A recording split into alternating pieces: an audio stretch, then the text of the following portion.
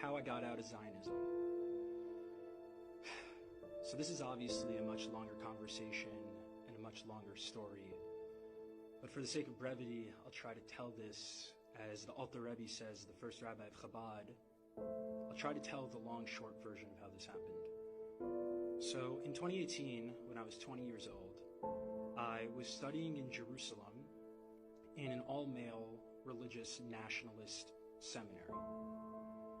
And obviously I grew up very Zionist. And while I was there, I started having questions about the entire population that existed beyond these walls. And as part of my program, there were individuals who were doing this interesting program where folks actually met Palestinians and heard some of their perspectives. And for me, I had heard some good things about that program, and some of the things that they were saying were interesting and appealing, so I decided to go to that program. And I remember it was a Friday before Shabbos, and I was sitting there at 9 a.m. in Jerusalem, and a Palestinian man had come to speak to us. And he was describing how he had to get up at 4:30 a.m. to make it to Jerusalem at 9 a.m. Even though he lived in Ramallah, which is only like 7 miles away. So obviously my brain goes, well, that doesn't make any sense. Surely it shouldn't take you more than 4 hours to go 7 miles. And then I listened how he proceeded to talk about the system of checkpoints, how he had to get on a separate bus, how he had to make the calculation of whether it made more sense for him to stay on the bus, knowing that if he's on the bus, he could be kicked off the bus at the checkpoint and go to the back of the line, or if it just made sense to just wait on the non-bus part of the checkpoint to get through to make sure that he got here in time, to speak to a bunch of Zionist Jews to try to convince them that Palestinians were human. So after the lecture, I went up to him, I was like, dude, this is fucked up. What is going on here? Why didn't no one tell me about this? And I was like, can you just I didn't even know what I was like, more, just more, tell me more. He took out his ID card, and he's like, yeah, I actually have to head back now, because if I'm not back by a certain time, my provisional travel status is going to get revoked, and I won't be able to leave Ramallah again. And it doesn't matter if the checkpoints held me up, and the checkpoints could take 3 to 4 hours, so I need to head back now. I'm like, dude, it's 10:30 or 11 o'clock. He's like, I can't take any chances. I'm not risking this getting revoked. So I said to him, I was like, I need to know more. He said, well, why don't you come with me to Ramallah? So I'll tell you, the first thought that rose in my mind, it was rising and it said, if I go, you will kill me. Because that was the way I was conditioned. Growing up, for me, Palestinians were terrorists. There was no possibility that a Palestinian was human, and certainly no possibility that Palestinian resistance had nothing to do with Jewish folks, but had to do with the fact that there were settlers kicking Palestinians off their land, upholding apartheid, ethnic cleansing, and genocide. So as that thought was rising, there was another voice in me, and I think this voice is a deep ancestral voice, and to this day I'm amazed at myself that I was able to challenge all of my conditioning with a second voice, a deeper voice, a deeper knowing. And that voice immediately said, well, you've been told your whole life that this person was going to kill you, and that this person was a terrorist and he wasn't human. And he's standing right in front of you, and he's the exact opposite of those things. In that moment, I didn't vocalize that thought, and I called bullshit, and I said, yeah, I'll come. I'll come. I need to see it for myself. Now, as a Zionist kid growing up, this was unheard of. The thought that I could go to a Palestinian town and come back in anything less than a body bag was absurd. So, but he said, you got to come in the next couple of days. So this was Friday. So I had Shabbos in Yerushalayim, and then Sunday is a work day in the Israeli settler colony. So I went to yeshiva. I went to Gemara in the morning. I think we were holding in Kedushin. And then during lunch, I took off my kippah, I put on a hat, and I went to Shar Shechem, which is Damascus Gate. The only place I wasn't allowed to go to when I was in yeshiva, for fear that Palestinians would kill me.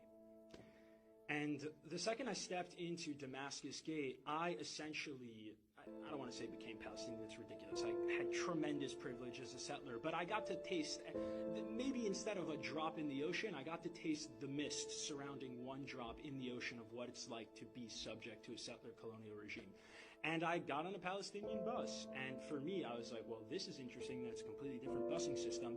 But even more than that, it's like I, all of a sudden, was with the people who were supposed to kill me, and in fact, the very opposite happened, where when I was on a Palestinian bus, all of a sudden, my sense of identity and belonging started to become Palestinian in terms of my sense of where my safety lies, and my sense of threat immediately became, holy shit, I'm on a Palestinian bus, I am being read as Palestinian in a fucking genocidal settler colony. I am about to go through an hour and a half of military checkpoints in knowing that this occupying army can do whatever they want to me, and the only protection I have is an American passport, which is way more than any Palestinian has, and I was still terrified. And I remember the process of just like this image of a Palestinian father being comforted by his daughter. This man's probably 65 years old, and just me just realizing in that moment, like, the deep humiliation that this person had to undergo. And he was someone privileged who was able to leave Ramallah to Jerusalem. And I remember just going through the Columbia checkpoint, IDF soldiers coming on, harassing us. And I remember going into the Columbia checkpoint and being on the inside of the wall and seeing the beautiful graffiti and seeing that there was a graffiti of someone, a kid with a slingshot. And my Jewish brain at the time said, wow, this is amazing. The Quran and the Torah are so similar. They also have an image of King David with a slingshot. And then after that, the bus kept going, and the slingshot was pointed at an IDF soldier.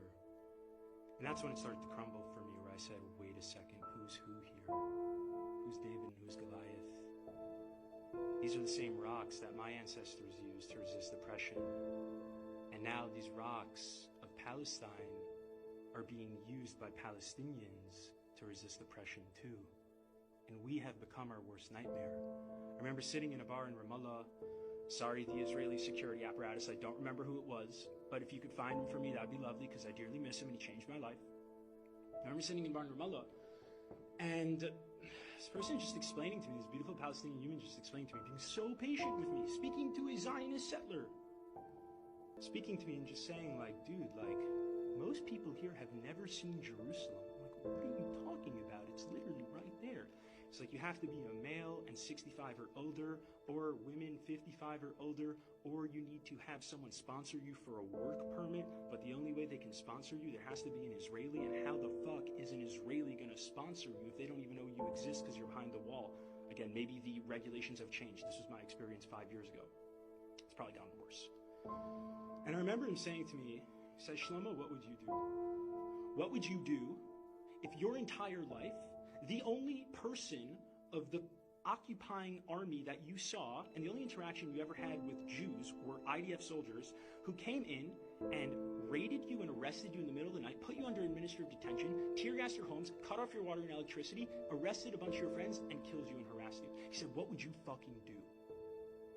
And I said, if you don't think that I would resist with every single fiber in my being, as long as I was alive, to liberate myself from this colonial hell, you are out of your fucking mind. I said, how dare you even ask me what I would do? I said, do you know my ancestry? Do you know who I come from? Do you know that my lineage? My grandfather survived Auschwitz, Reb Shimon Bar Yochai, Hanukkah. You think I wouldn't fight back? That was after 6 hours. Can you imagine what 18 years, what 30 years does to the psyche of someone like that? And y'all sit here and get confused with Palestinian resistance? Are you kidding me?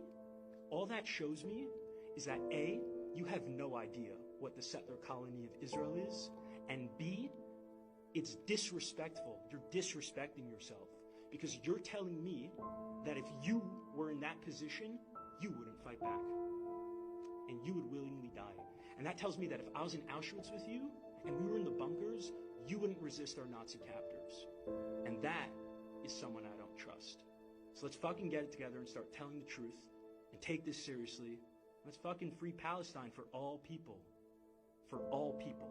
Everyone.